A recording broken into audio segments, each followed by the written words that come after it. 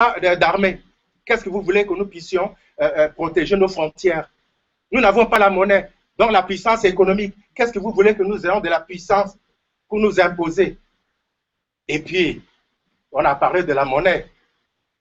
Mais retenez bien, quelqu'un hier a dit, une personnalité, je crois, c'est le ministre Louban a dit, mais la gestion de la communauté internationale, dans le cadre de la mondialisation qui existe depuis longtemps, ce n'est pas un courant moderne, mais c'est comme la bouche.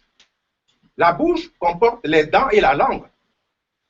Les dents sont trop dures. Lorsque les dents veulent broyer les os, bien elles se cassent parce qu'elles veulent plutôt forcer. Mais la langue est tellement douce et affectueuse qu'en voulant cajoler les dents, elle se fait blesser. Elle se fait parfois broyer.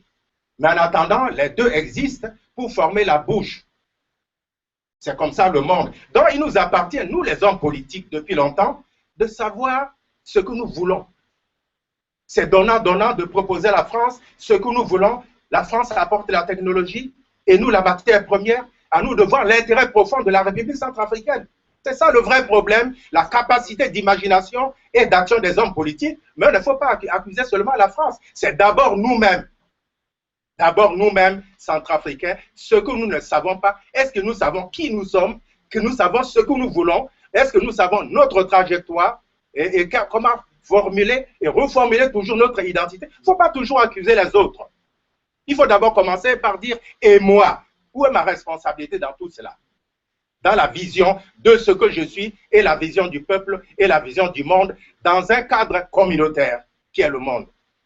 Merci. Bravo. Une question, monsieur l'ambassadeur. Alors, quelle est la solution succinctement, en résumé, pour pouvoir nous lancer dans des pistes? Quelle est votre solution? Merci. La solution est toujours ce que j'ai proposé, c'est que le ministre prendra la parole, c'est que nous puissions d'abord, nous-mêmes centrafricains, nous regarder dans les yeux et chercher à savoir, d'abord, nous identifier qui sommes-nous. D'abord, qu'est-ce que nous voulons en tant que peuple et qu'est-ce que nous voulons aussi en tant qu'élément de la communauté internationale.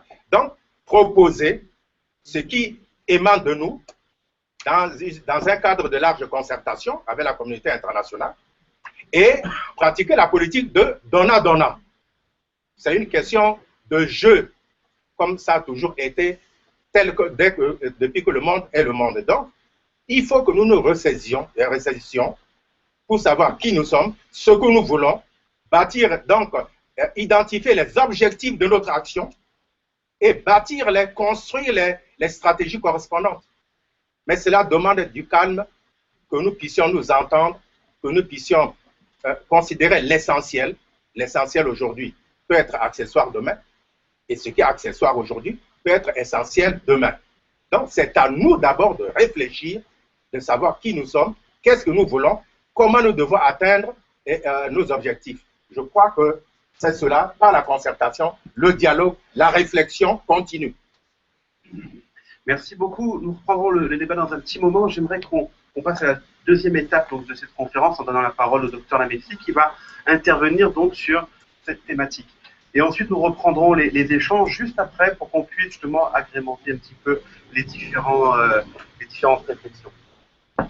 Juste une question de procédure. J'insiste, c'est un dessin que j'insiste. Je crois que toute la journée se fera de manière dynamique. Et à mon sens, l'après-midi, c'est là où le débat va vraiment être beaucoup plus porté sur les solutions et les pistes de sortie de crise. Vous ne pouvez pas vider la conférence dès son entrée en posant des questions par rapport à des solutions ou des pistes qui nous amèneraient à sortir de la crise. C'est pour cette raison que j'aimerais que tous ceux qui sont dans le management de cette conférence-là nous amènent vers ce processus et qu'on aboutisse véritablement à des pistes de solutions in fine. Mais si vous le commencez dès maintenant, j'ai bien peur qu'ici, on perde notre temps. Et j'en ai pas à perdre. Je vous remercie. On voit qu'il y a beaucoup d'empressement, effectivement, à évoquer ces fameuses solutions et que nous allons, effectivement, garder pour cet après-midi ce qui aura été éveillé simplement ce matin afin de passer en revue les différentes thématiques. On va reprendre peut-être, passer à l'intervention du docteur Lamessim. Et ensuite, nous rouvrirons effectivement ce débat très, très passionnant, passionné.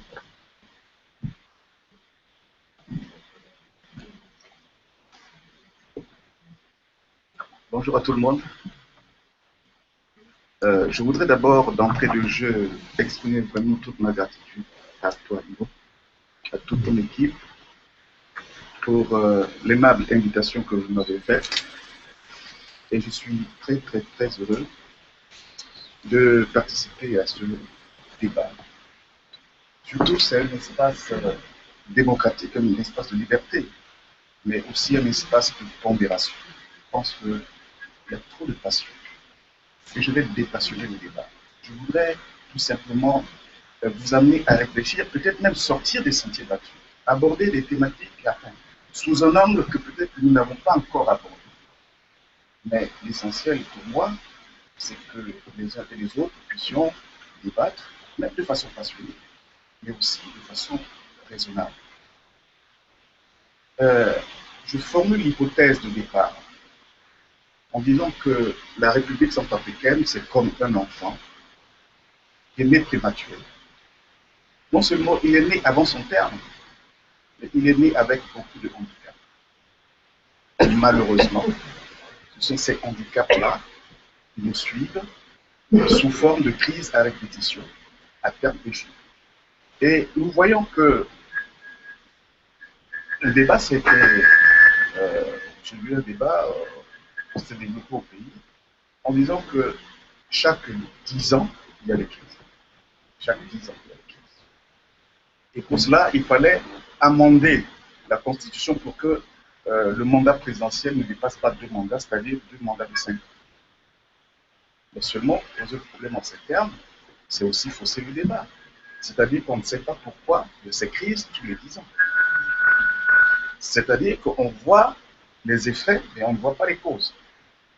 Et les causes, ce sont ce handicap dont j'ai parlé tout à l'heure. Peut-être qu'on aura l'occasion d'y revenir dans le débat. Mais quand on parle de Barthélemy d'Ouganda, je crois que vous êtes sympathiques comme moi et les amis de Centrafrique, pour beaucoup de gens, l'Ouganda reste un mythe. Monsieur l'ambassadeur en a parlé hier. C'est plutôt une réalité. L'Ouganda, je suis de cette génération, peut-être qui n'a pas connu. Pour nous, l'Ouganda, c'était beaucoup plus quelqu'un qui disparaissait, qui apparaissait. On le présentait comme ça, qu'il est magicien, qu'il pouvait se transformer en stylo et se mettre dans la poche du général de Gaulle. Il pouvait marcher sur l'eau. On a même dit que son père, Soilakwe, était un grand sorcier. Et donc, dans notre imaginaire, c'est un peu cette image-là qui finalement s'est imposée. C'est irrationnel, c'est même, j'allais dire, idiot, mais pourtant c'est cette réalité-là qui s'impose. Mais pourquoi ça en est ainsi? C'est parce que tout simplement, le peuple a besoin d'un mythe pour fonctionner. Ça, c'est au moins psychologique.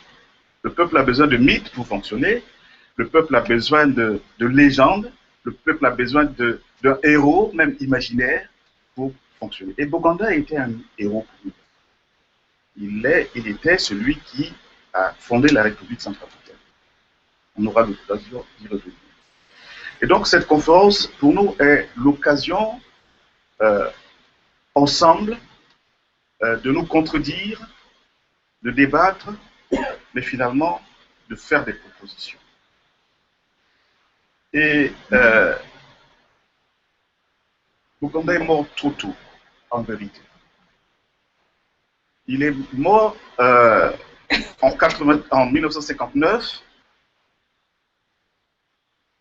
c'est-à-dire qu'au moment où il avait accédé, juste 4 mois, je pense, si mes souvenirs sont... Voilà. Et automatiquement, il est mort. Il est mort en laissant en chantier beaucoup de choses. C'est exactement comme quelqu'un qui veut aller en ville, il fait le premier pas, il tombe, il meurt. Bokanda, c'est exactement ça. Il veut aller loin, mais le premier pas, il n'a même pas franchi le premier pas. Parce que la République centrafricaine, en vérité, ce n'était pas notre pays.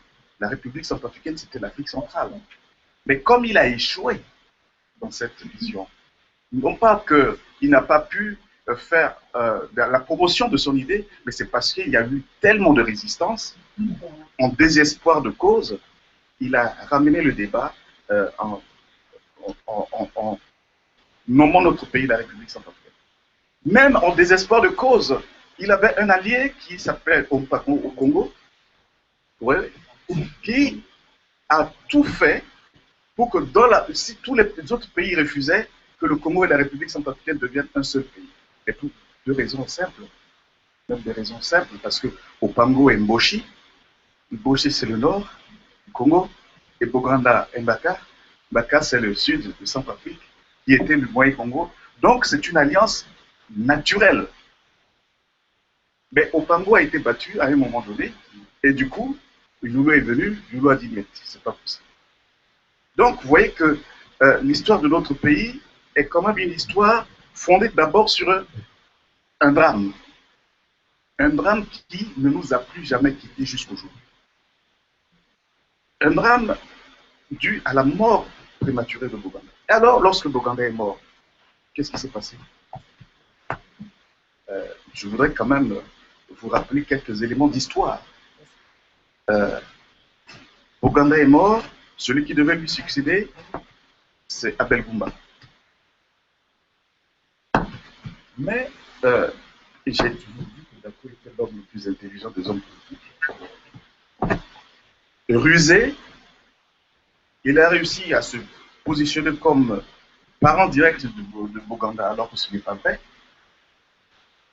Il a réussi à demander à Ngounio de faire de lui le candidat unique du Nissan. Et puis finalement, il a pris le pouvoir tout simplement par ruse et par intelligence. Mais lui-même, il n'était pas préparé à cette mission. Parce qu'il voulait remplacer quelqu'un qui était extrêmement fort, extrêmement intelligent, et qui était au-dessus de tous les hommes politiques de la région, de la sous-région. Boganda, intellectuellement, Boganda, par sa stature, par son éloquence, il était au-dessus du lot. Et il faisait peur non seulement en Afrique centrale, mais il faisait peur aussi bien en Afrique de l'Ouest, où Houphouët-Boigny le détestait à mort. Et d'ailleurs, même pour l'histoire, à sa mort, aucun autre chef d'État n'est venu pour les obsèques. Et donc, Dako a hérité d'une situation qui le dépassait. Et n'étant pas préparé à ça. Et puisque Goumba lui-même, étant celui qui s'est senti un peu roulé dans la farine, s'est rebellé, en fait. C'est le début du divorce définitif entre les deux hommes. Même si par la suite, on a vu Mme Samba Panza leur tenir les deux mains comme ça pour les réconcilier, mais c'est du pipeau. Mais la réalité, c'est que Dako, lorsqu'il a pris le pouvoir automatiquement, ce qui s'est passé, c'est qu'il s'est arrangé pour éliminer aussi ses adversaires politiques. Donc Goumba qui était arrêté avec les autres députés de son parti, etc. etc. Mais par la suite, on a vu que finalement, Dako aussi est parti trop tôt. Il a géré le pays que presque 4 ans, ou 5 ans. C'est de 60, en 59, on ne comptait pas ça. 60, et puis jusqu'à 65, 66, ça y est. Et Bokassa est venu aussi trop tôt. Le coup d'État est venu trop tôt. Vous voyez, c'est ces handicaps qui nous poursuivent jusqu'à maintenant. Bokassa est venu dans les contextes que nous savons. Il a pu, avec de bonnes intentions, avec un discours révolutionnaire, il voulait que, etc., etc. Mais par la suite, on a vu que ce n'était pas possible. Alors, quels sont les handicaps qui nous poursuivent? D'ailleurs, on n'a même pas encore construit une nation en 1960. Boganda n'avait pas fini de construire cette nation. L'indépendance aussi est arrivée trop tôt. C'est pourquoi je dis que nous sommes un pays prématuré. C'est-à-dire que, vu ce qui se passait en Guinée et autres, en dépit, la France a voulu octroyer l'indépendance dans un élan de désespoir, j'allais dire. Il a donné l'indépendance alors que les nations n'étaient pas encore préparées, surtout la République centrafricaine. On n'avait même pas de cadre encore. Et ce qui fait que lorsqu'on a eu l'indépendance, il fallait bien assurer les préfectures et les sous-préfectures, l'administration. Qui mettre? Parce que les Français, bon, on a trouvé l'astuce, mettre les Français secrétaire général de mairie, enfin de mairie, de préfecture et autres, mais ça n'a pas marché non plus. Parce qu'on faisait avec ce qu'on a.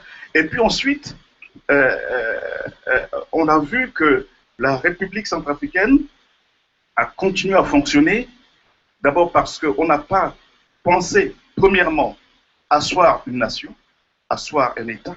On n'a pas pensé, premièrement, à asseoir un pays sur des bases démocratiques. Et puis, on est parti. Chaque chef d'État qui arrive se reconnaît en Boganda. Personne n'a contesté Boganda. Personne. Tout le monde le revendique même. Certains cherchent même à s'identifier à lui. Mais en vérité, personne ne défend ses idées. La vérité, personne ne croit même à ce qu'il dit. Parce qu'en fait, on vénère Boganda en parole, tout simplement. En parole, mais en vérité, en action, en rien. Quelqu'un a dit tout à l'heure que la commémoration de la mort de Boganda cette année était tout simplement institutionnelle. Et c'est la vérité. Le Boganda, ça reste quoi dans l'imaginaire de la population aujourd'hui? Rien. Quand vous parlez de Boganda, c'est un mythe. Son parti même qu'il a légué est resté une portion congrue aujourd'hui, réduit tout simplement à la dimension de la Lobaye. Divisé, Boganda, Messane Boganda, Messane originaire, etc., etc. Vous voyez? Donc, quels sont l'héritage, quels sont les éléments fondamentaux de l'héritage qu'il nous a donné, nous a légué? Bon, évidemment, il y a la République centrafricaine, qui est le nom de notre pays.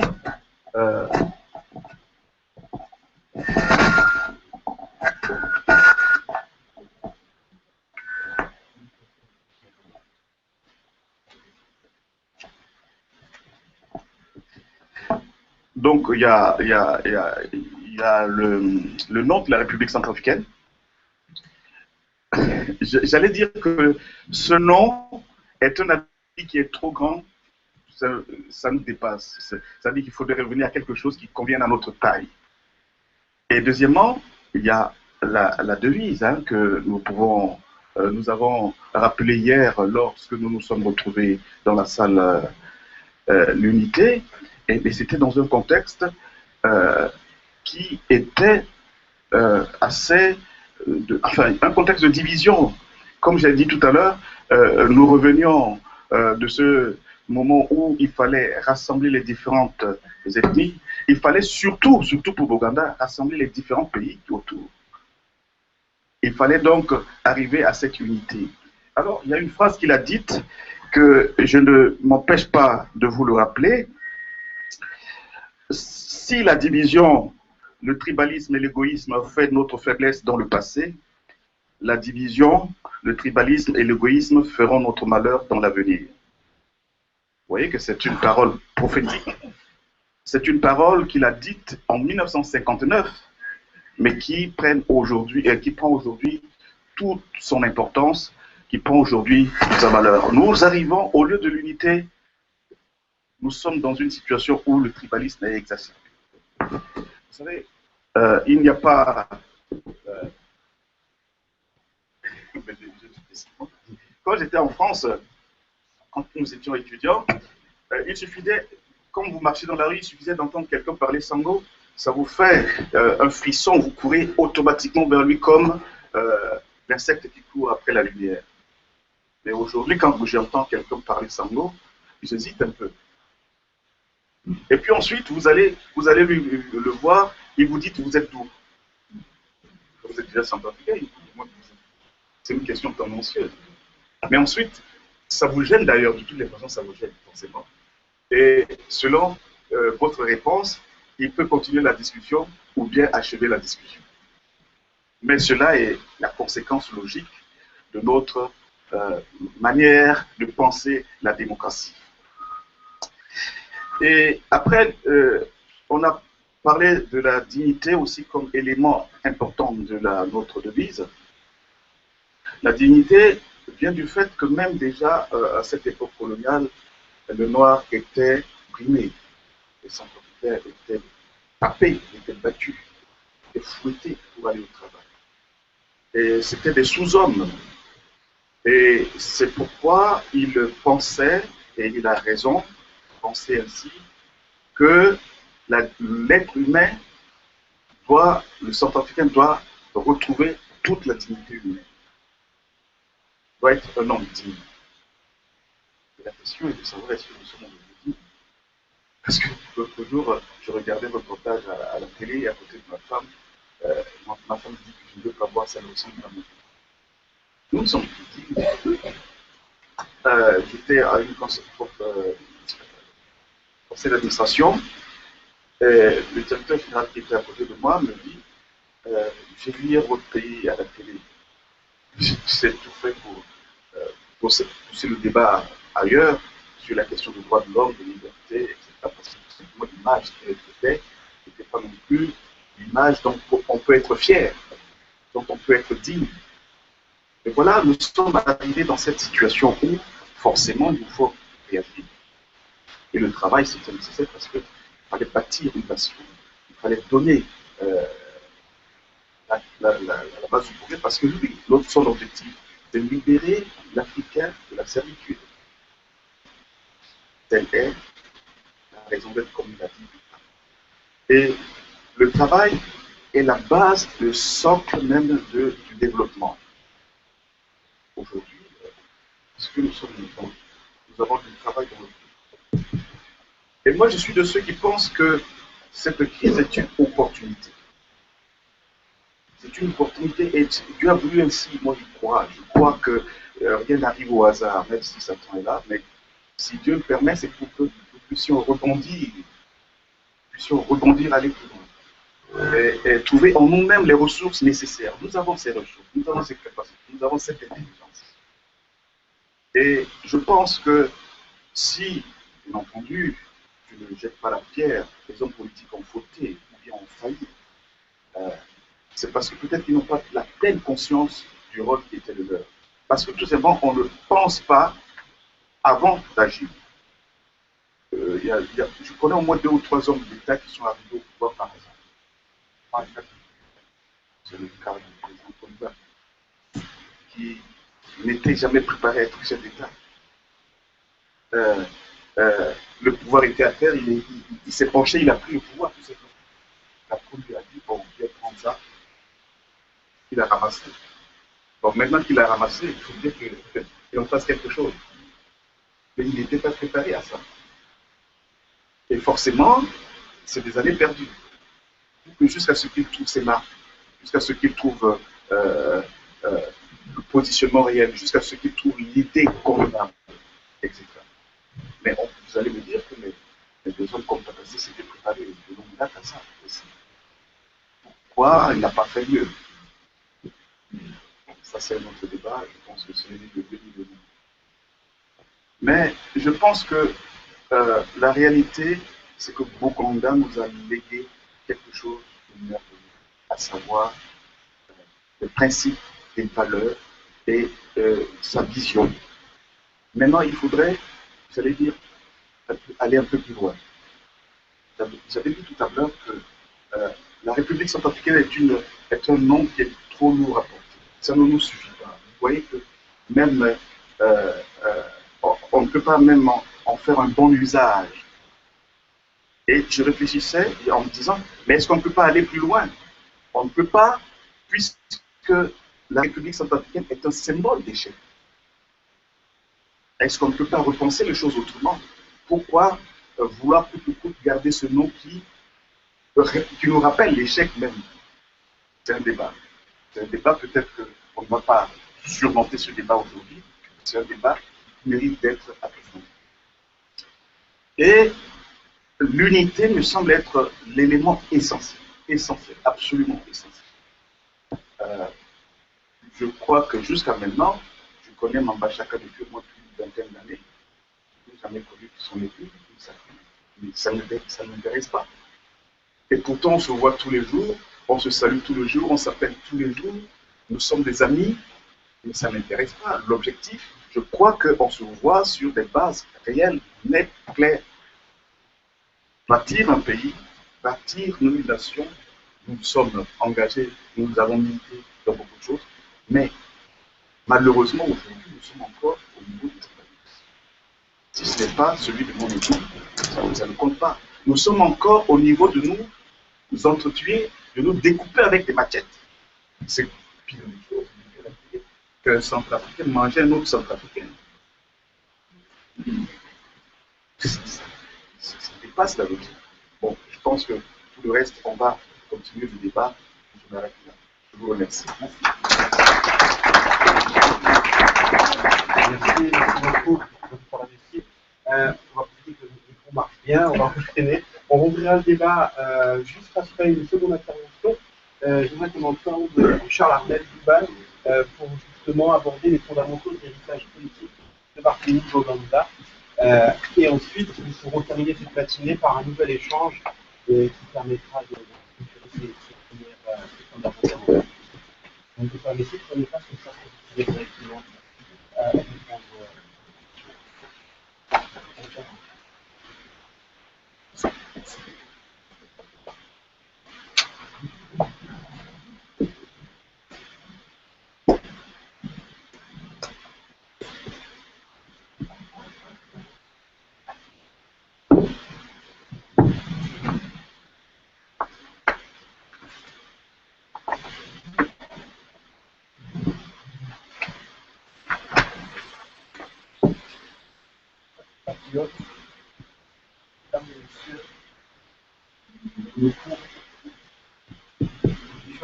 J'ai l'habitude de parler sans flamme.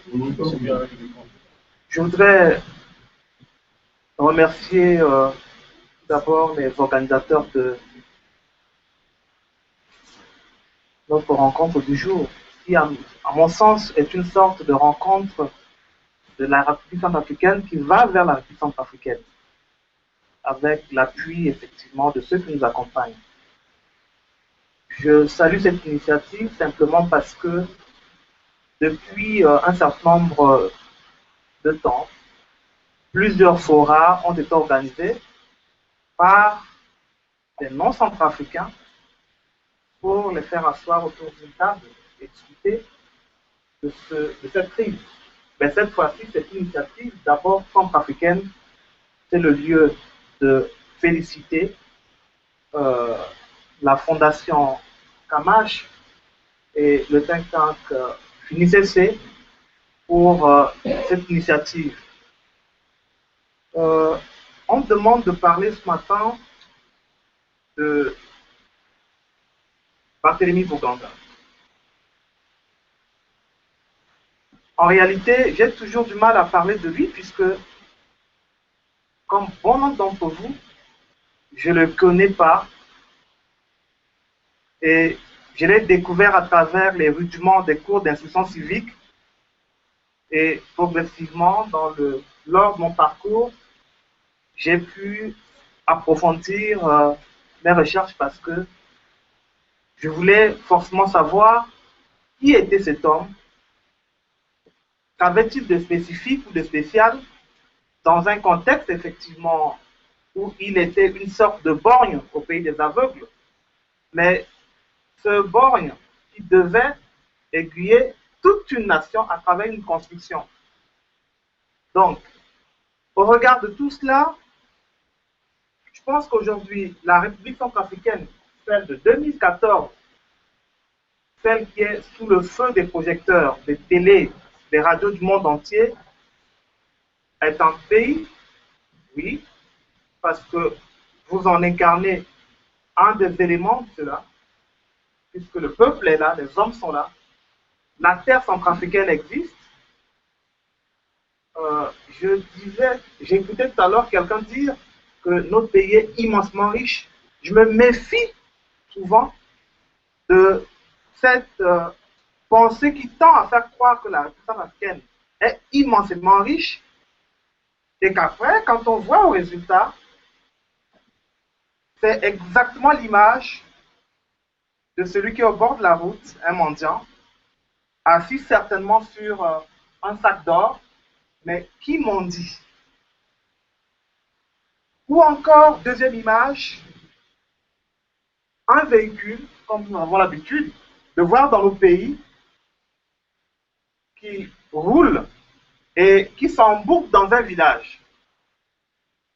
Et ce village, comme dans notre village centrafricain, tout le monde, le matin, est à côté du feu, et ce véhicule, avec son chauffeur, est plein de passagers qui y sont et qui disent donc de leur véhicule, venez nous pousser pour qu'on quitte effectivement cette gadoue.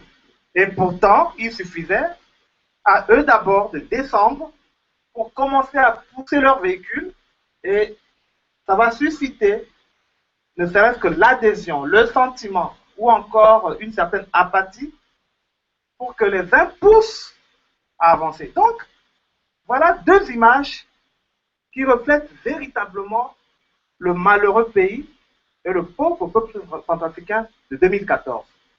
Un État failli. Et pourquoi État failli? Parce qu'il y a aujourd'hui cette liquéfaction de l'État engendrée par ce chaos sans commune mesure, la première fois de l'histoire. Et au regard de ce triste constat, nombre d'observateurs, les Centrafricains en premier s'interrogent, recherchent les meilleures solutions, les pistes, mais n'en trouvent pas. Mais comme ça se fait partout ailleurs, est venu le temps d'aller puiser dans nos sources, chercher dans les profondeurs de notre histoire, de notre passé en partage, pour pouvoir scruter notre avenir, le bâtir autrement, et d'où effectivement cette initiative du jour, autour de celui qui représente le symbole par excellence de la gouvernance, du leadership, et le concepteur de l'État centrafricain, mais vu de lui de manière holistique, intégrant les anciens États de l'Afrique latine, parce que c'est la première initiative, qui devait intégrer la RDC actuelle, donc le Congo belge, jusqu'à l'Angola. Et finalement, on va se retrouver avec la deuxième tentative autour de l'AEF, effectivement, histoire qui a été peinte avec brio par le professeur Lamessi, je ne reviens pas dessus. Et donc, voilà un peu cette démarche. Et pour moi, j'aborderai cette thématique en parlant d'abord de cette pensée de Barthélemy Boganda, des valeurs d'unité, de dignité, un certain nombre de valeurs qu'elle contient ou qu'elle incarne. Et dans un deuxième temps, nous tenterons ensemble de voir si ces valeurs peuvent-elles être adaptées au contexte du moment. Donc, de la pensée de Barthélemy Boganda. Comme je l'ai dit et sous une tribune ailleurs, Barthélemy Boganda avait rêvé et fini par créer un État uni,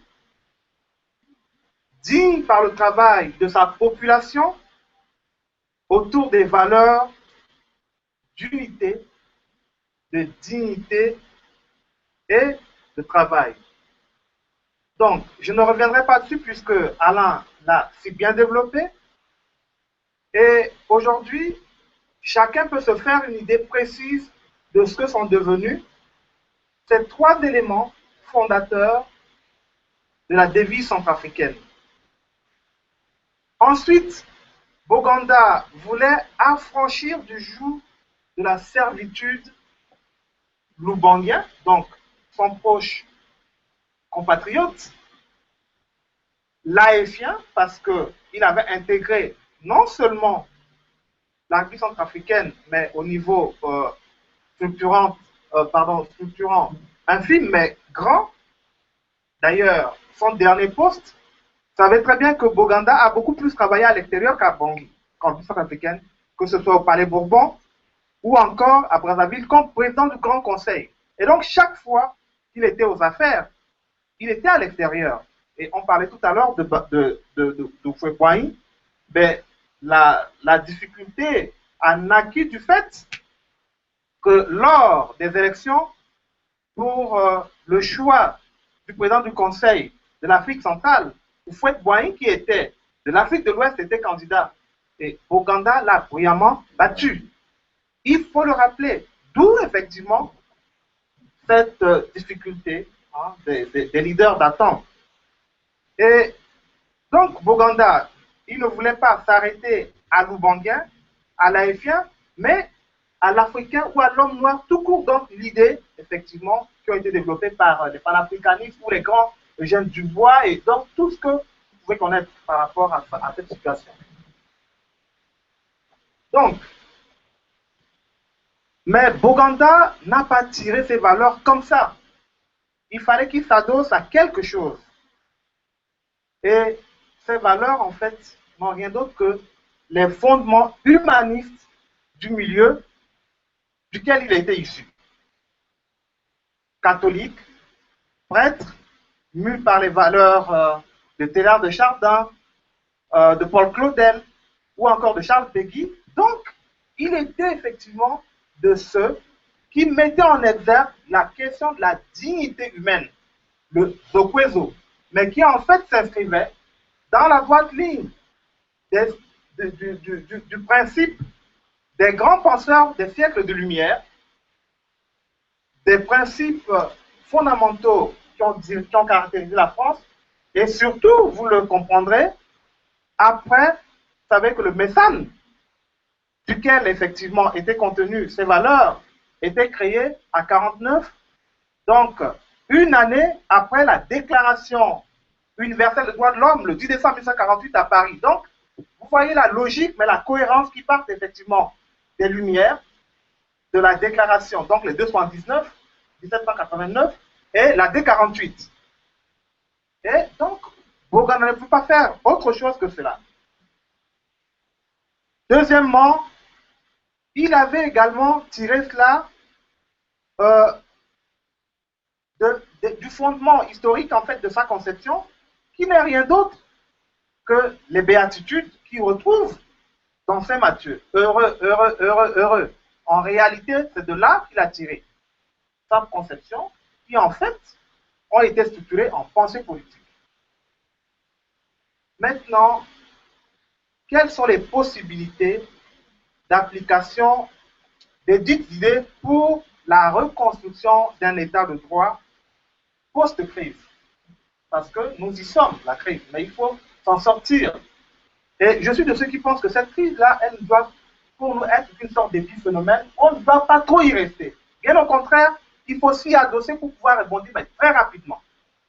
Parce que sans cela, on va revenir à mes images de tout à l'heure, de ceux qui sont là à pleurnicher éternellement. Et donc, c'est pour cette raison que ce soir, je vais beaucoup plus m'appesantir sur les développements des sorties de crise par rapport à cette situation, parce qu'il nous faut nous approprier notre destin et devenir dignes de développer notre pays par le travail. Et donc, ça va être la conception ou bien tout le travail de ce soir. Il faut d'abord, aujourd'hui, à chaque centrafricaine et à chaque centrafricain, une forte conscience nationale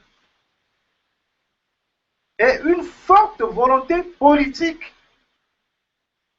à tous les niveaux, je dis bien à tous les niveaux, mais en commençant par ceux-là même qui ont aujourd'hui dans leurs mains la responsabilité de porter la République africaine, c'est-à-dire le groupe de leadership, le groupe managérial à la tête.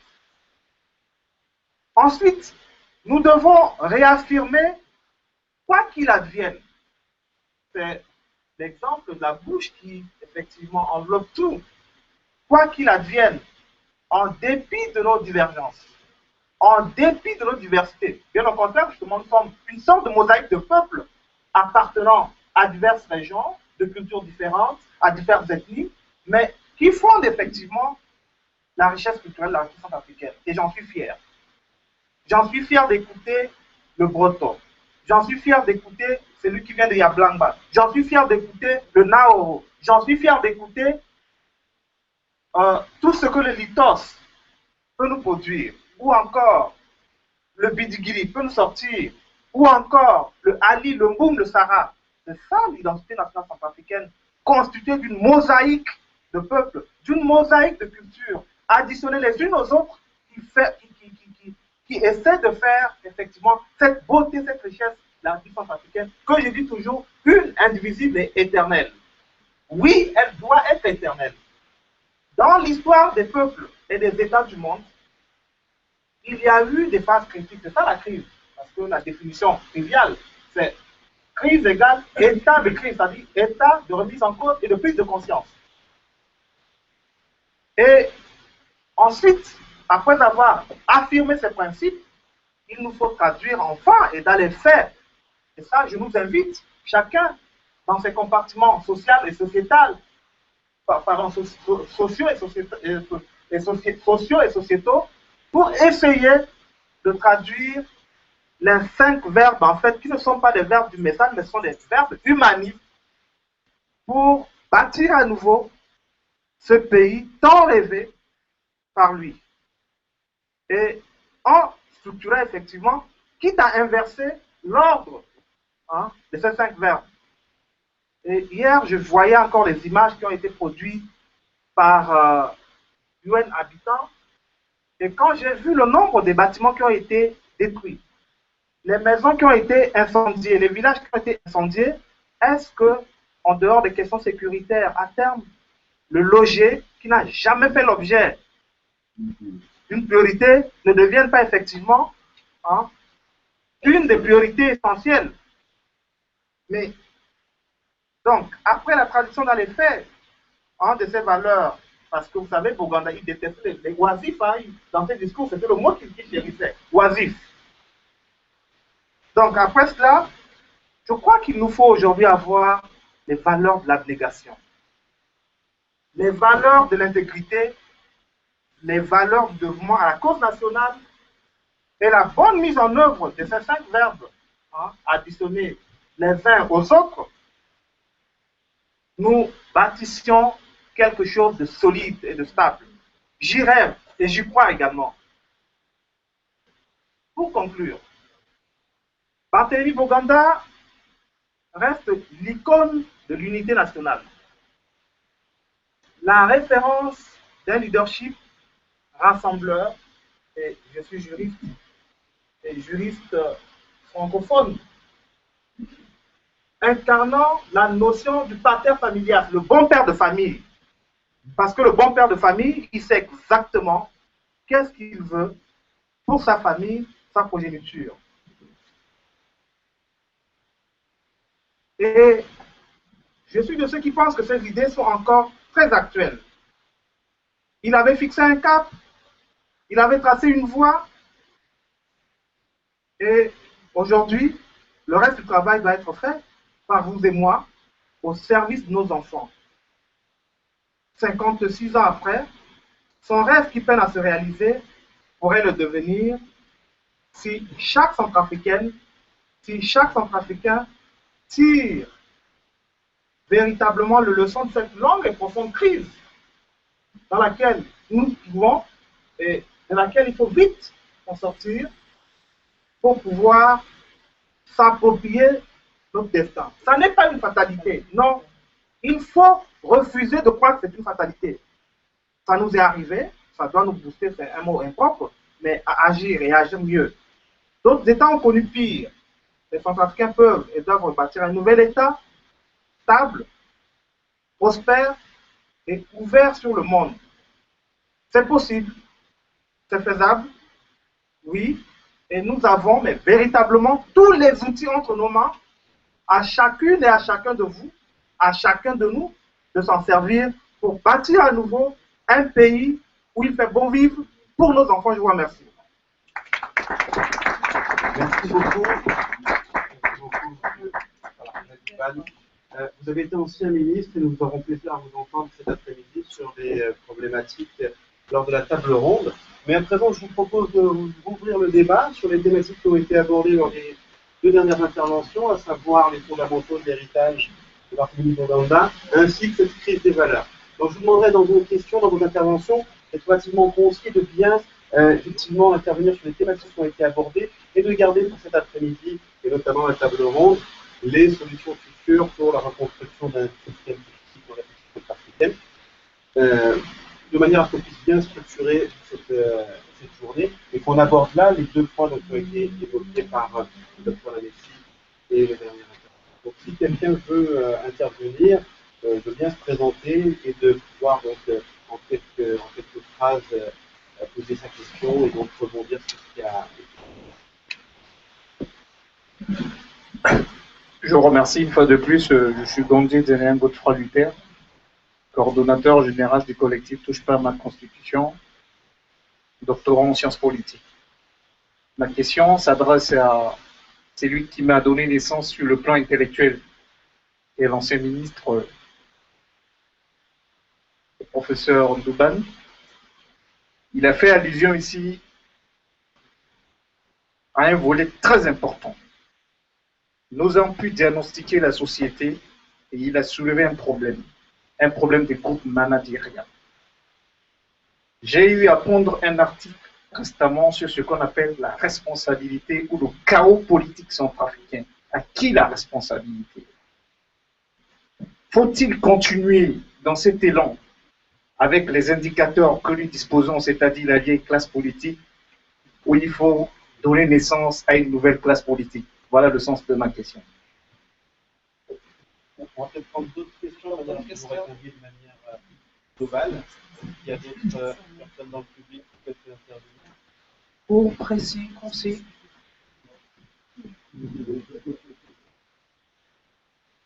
Alors, bonjour Monsieur Ndouban. La République centrafricaine est en crise.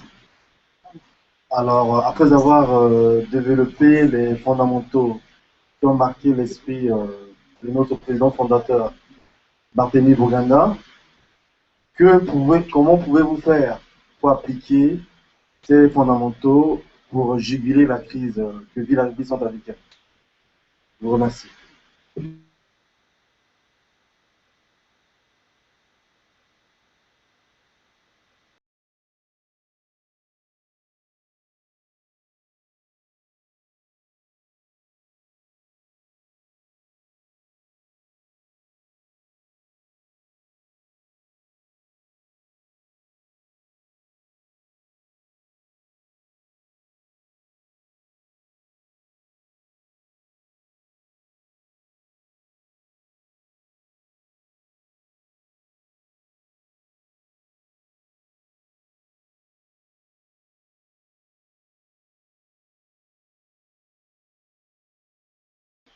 Ça ne peut pas marcher. Pourquoi je dis ça? Parce que quand j'ai regardé à la conférence Sorbonne à l'université avec les universitaires, cette vidéo de Libéria, nous ne pouvons pas les exclure. Sinon, il n'y aura pas de paix. Et nous devons pardonner. Pardonner, justice. Je pense j'ai que ma contribution à donner à mon frère là. Je n'ai pas de questions à poser. Merci. Une quatrième question.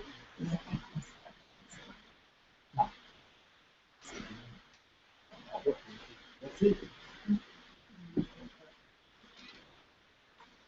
Bonjour à tout le monde. Je suis M. Mathieu Renado de Montpellier.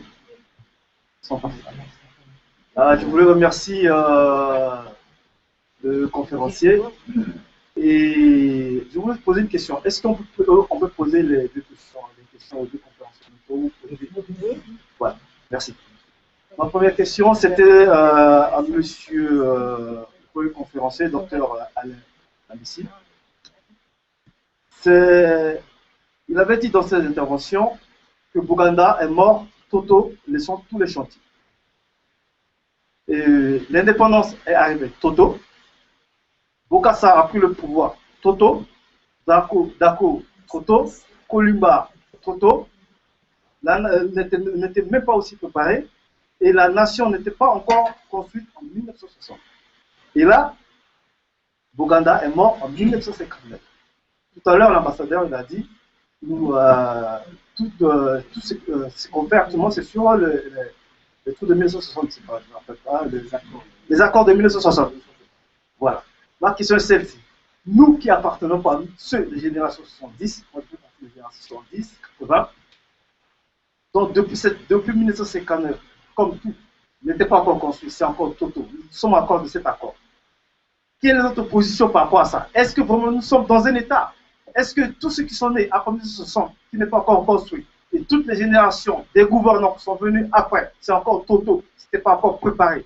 C'est-à-dire, est-ce que nous sommes encore, nous nous voyons comment? Nous nous voyons encore pour 59 ans ou 60, 59 ans en arrière, parce que rien n'est fait, rien de Boganda, aucune des pensées de Boganda. Jusqu'au jour d'aujourd'hui, de vos interventions, personne n'a pensé à ça, ni à le développer, ni au cœur des chefs d'État qui l'ont succédé, n'ont réalisé aucune de ces pensées, aucun de ces objectifs. Comment nous positionnons-nous depuis 59 ans? C'est ma question à M. Alain Lamessi. Concernant M. Charles Douban, il a dit qu'il ne connaît pas Boganda. Il connaît seulement à travers les instructions civiques. Là, je le félicite. Moi, pareil. C'est-à-dire, depuis ces années, moi, j'ai fait toutes mes études en Centrafrique, comme beaucoup d'entre nous sont venus en France à travers les études, durant la même chose. Le peu de documents qui nous ont laissé par les Français, c'est eux qui ont fait ce document. Et jusqu'au jour d'aujourd'hui, concernant Boganda, en Centrafrique, moi, ce que je connais quand je suis grandi en Centrafrique, j'ai passé tous mes adolescences là-bas, à chaque 29 mars, la mort de Martin Boganda, qu'est-ce qu'on organise en Centrafrique? Un match de football à l'estade Martin Boganda, il y a une coupe. C'est-à-dire, est-ce que personne n'a pensé à développer comme aujourd'hui, pour moi, j'ai connu certains mots de Boganda, certaines pensées de Boganda, quand je suis en France, quand j'ai fait certaines de mes recherches, exactement comme M. Douban, quand il est devenu accéder au grand poste, il a connu certaines choses. Est-ce que nos hommes politiques, est-ce que nos intellectuels, ils ont pensé à ces relais-là? Est-ce que la pensée de ce M. Boganda, aujourd'hui, qui nous rassemble ici, est-ce qu'on a pensé à développer nos enfants? Déjà, nous, c'est moi. Est-ce qu'on a beaucoup de scientifiques, à chaque fois quand on parle des Centrafricains, qui sont dans des institutions, ce sont des docteurs, ce sont de ceci, ce sont de cela, mais il n'y a aucun document qu'ils ont laissé à nous et aussi à nos enfants qui nous soutiennent. Je vous remercie. On va peut-être répondre dans un premier temps, on redonnera la parole à la conférencier de répondre.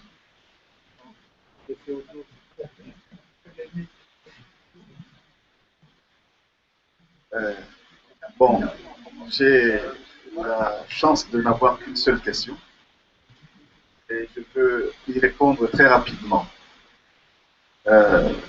C'est Nanou dont je connais le père, hein, qui a posé la question de savoir, puisque tout est trop, finalement, qu'est-ce qu'on va faire? Moi, je pense qu'il faut être honnête et se dire que notre pays, je l'ai dit tout à l'heure, c'est un prématuré, hein, il a des handicaps. Mais je pourrais même dire autre chose. C'est comme un pays, c'est comme un homme qui est né mais qui n'a pas grandi. C'est-à-dire que nous sommes véritablement un pays, puisque nous sommes là. Nous sommes reconnus à l'ONU, nous avons des ambassadeurs chez nous, nous avons aussi des ambassadeurs dans d'autres pays. Nous sommes un État, c'est clair, juridiquement ça existe. Mais en fait, nous souffrons de plusieurs maux, dont le manque, le déficit de leadership. Ça, c'est criant, c'est criant. Je connais des gens qui sont, lorsqu'ils sont nommés ministres, leur première ambition, c'est de voir combien ils vont voler, combien ils vont avoir, combien de maisons ils vont construire, combien de femmes ils vont avoir. Ça, c'est la triste réalité. Donc, il y a un déficit de liberté en Chine. Et je me dis que c'est une chance, la crise que nous vivons. Mais encore, cette crise est-ce qu'un autre monstre ne va pas sortir? Toute la question est là. C'est à nous de nous organiser pour pouvoir mettre sur pied une nouvelle approche politique avec de nouveaux hommes, mais sans nous jeter à la poubelle, nous autres de notre génération. Merci. Merci, M. Dubois. L'ancienne liane se tisse, ou bien la nouvelle liane se tisse sur l'ancienne. Vous avez compris ce que je voulais dire. Voilà. Donc, ne me demandez pas de rompre entre une génération qui a fait ce qu'elle pouvait avec ses forces et ses limites, et cette jeunesse, justement, on nous taxe toujours le type de jeunes loups aux dents longues, mais parfois qui manque d'expérience parce que dans nos précipitations, on veut tout avoir et tout de suite. C'est possible et c'est bien. J'aime bien cette ambition. Mais en même temps, fixons des caps, organisons-nous autour de cette volonté, cherchons les moyens, mettons en place la structure pour pouvoir atteindre ces objectifs. En évaluant, on aura les résultats. Il n'y a rien à faire. Je suis de ceux qui pensent que la République centrafricaine, effectivement, comme l'a si bien rappelé le professeur Alain Messi, l'étudiant a dépassé son enseignant, et j'en suis fier. Mais aujourd'hui, à mon sens, devrait retrouver, au regard de la crise, en tirant toutes les leçons pour pouvoir se projeter dans l'avenir. Les gens arrivent chez nous par accident et pas par accident. Ça a été rappelé, sans préparation aucune, sans vision, on ne sait pas d'où on vient, où on va, avec quels moyens, pour quel objectif. Sans réduction de compte, sans évaluation, et vous demandez un résultat, ben, il est là. C'est pour cette raison que la crise doit être pour nous un tremplin pour nous approprier notre destin, pour nous fixer un autre cap et un autre type managérial avec des gens qui connaissent les outils du monde de notre temps pour pouvoir enfin demander et obtenir notre place dans le concert de nations. C'est possible et c'est faisable. Vous m'avez compris. Vous me direz que c'est un peu la langue de bois. Oui, c'est le diplomate aussi. Oui, vous avez été très diplomate. Hein, et pour moi, mais je vous ai demandé pour parler comme Morin, mais prenez le pouvoir. Donc, saisissez l'opportunité pour prendre en main votre destin. Et cela ne peut se faire que justement dans la conjugaison des efforts des uns des autres autour, pas d'hommes providentiels, il n'y en a pas, c'est pas vrai.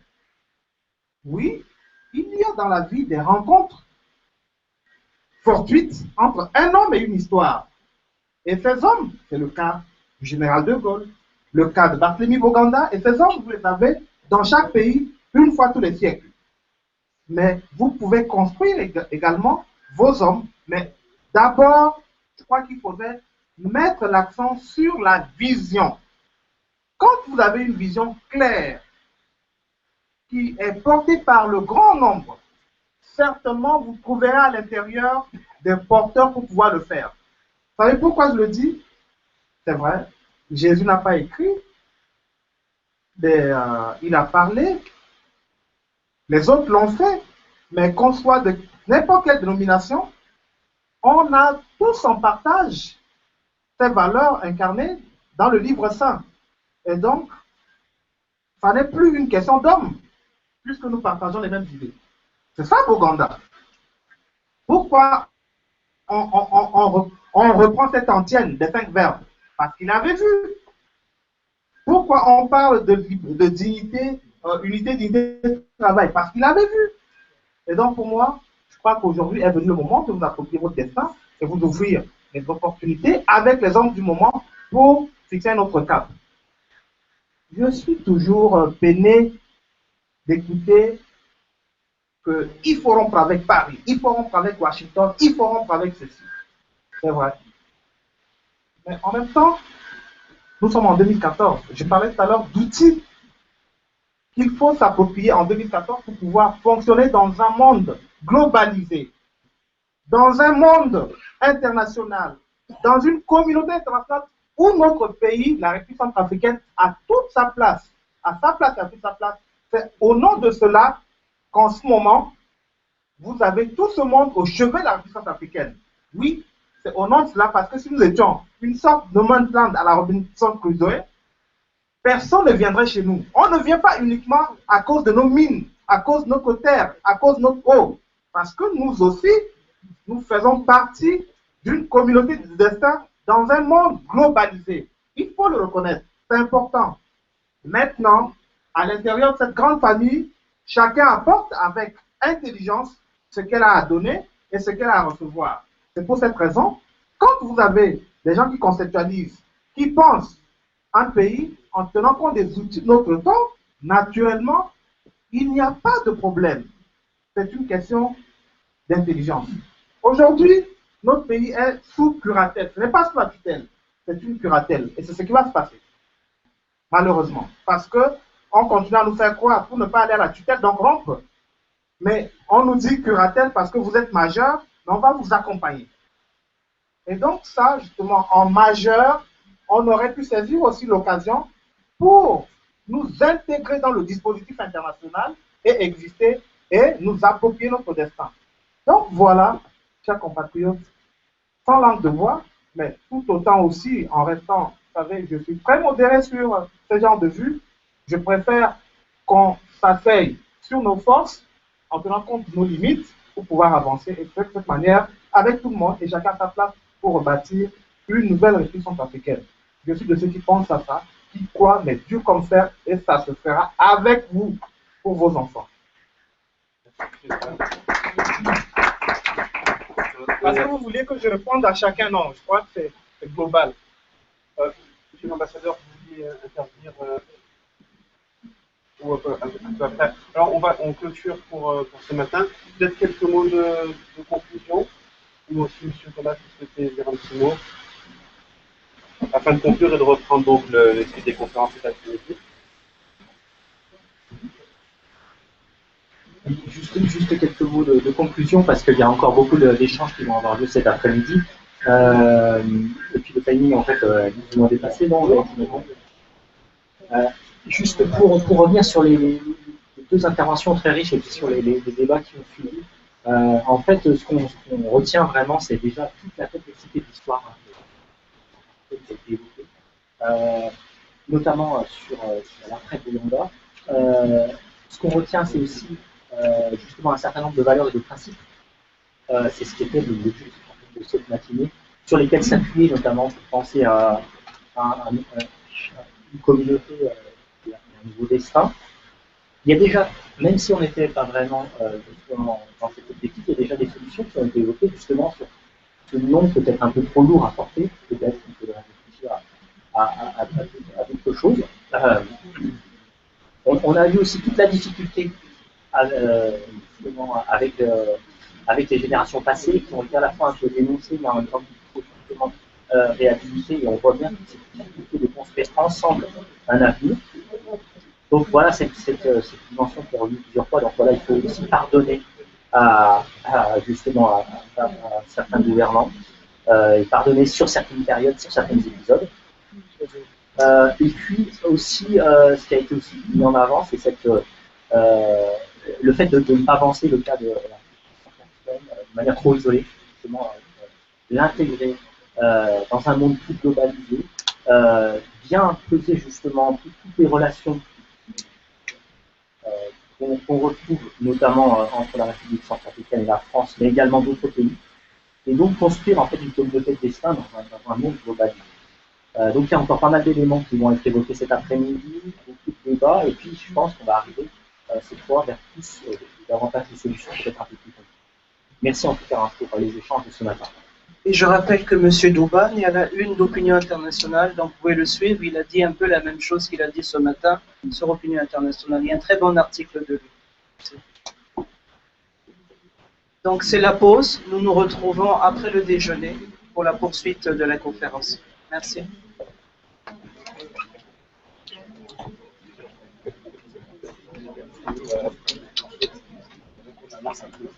Ouais, en fait.